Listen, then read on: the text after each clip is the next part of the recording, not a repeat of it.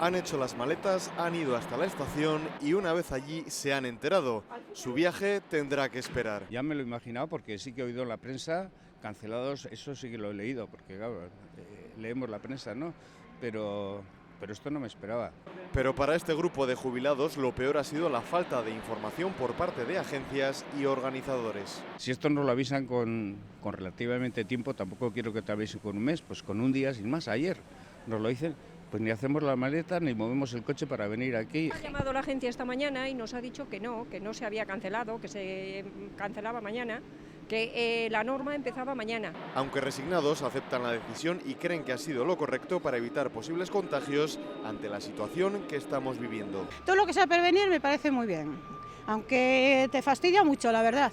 Y por si fuera poco, se han cruzado en la estación con otro grupo de jubilados que volvían de su viaje. Ellos sí que pudieron viajar. Pues sí, hemos tenido suerte después de estar preparando tanto tiempo ya que nos ha cogido eso. Pues lo hemos pasado bien, oye. Tocará guardar las maletas en el armario hasta nuevo aviso.